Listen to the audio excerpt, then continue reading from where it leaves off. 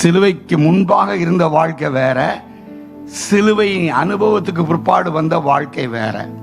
என் வாழ்க்கை கர்த்தர் நிச்சயமாகவே மாற்றி இருக்கின்றார். ஹல்லேலூயா. அவர் நல்லவர் மாத்திரமல்ல, என்னை மாற்ற வேண்டும் என்ற எண்ணம் கொண்டவர். ஹல்லேலூயா. தயவு செய்து கர்த்தருடைய அன்பையும் கர்த்தருடைய வார்த்தையும் அபிஷேகத்தையும் எந்த அளவுக்கு நம்மால இன்னும் இன்னும் இன்னும் தூண்டுங்க, புதையலை பார்ப்பீர்கள்.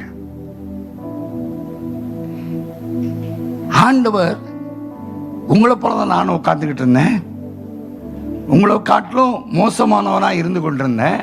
ஆனா அது சி மூவ். ஆனா சிபி சிலுவைக்கு பின்பாக அங்க உட்கார்ந்திருந்த அடிமைத்தனத்தில் இருந்ததான உலகமே அதுதான் உண்மை அப்படின்னு இருந்த என்ன, அது இல்லப்பா உண்மை, என் அன்பு தான் உண்மை என்று மாற்றியது அவருடைய சிலுவை அன்பு. ஹல்லேலூயா.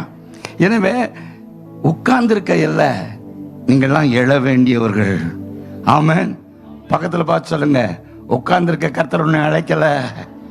ஹல்லேலூயா. ஏன் உட்கார்ந்துகிட்டு இருக்க? உன்னை உட்கார்றதுக்காக கர்த்தர் அழைக்கல. ஆமா, எழுந்து ஒளி வீசு. ஏன் எழுந்து பிரகாசின்னு சொல்றாரு? ஏன்? ஒளி வந்துருச்சா? கிறிஸ்து என்கிற ஒளி வந்துருச்சா? இயேசு என்கிற வெளிச்சம் வந்துருச்சா? சத்தியம் என்கிற வெளிச்சம் வந்துருச்சா? வல்லம் என்ற வெளிச்சம் வந்துருச்சா? அப்புறம் என்ன உட்கார்ந்துகிட்டு இருக்க? தியானம் தியானம் தியானம்னு சொல்லிட்டு ஒரு மாற்றம் இல்லாம இருந்தா எந்த பிரயோஜனம் கிடையாது. அவர் என்னை பிள்ளையாக்குனது காரணம் என்ன தெரியுமா? தகப்பனுக்குரியதெல்லாம் எனக்கு கொடுத்ததுக்கா தெரியுமா? அந்த தகப்பனுடைய அன்பை உலகத்திற்கு கொடுக்க, ஆவியானுடைய வல்லமையை உலகத்திற்கு கொடுக்க, பெற்றுக்கொண்டதான வெளிச்சத்தை உலகத்திற்கு கொடுக்க, பெற்றுக்கொண்டதான வார்த்தையை உலகத்திற்கு கொடுக்க. அதுக்காகத்தான் நம்மளை அழைத்திருக்கிறார். ஹல்லேலூயா.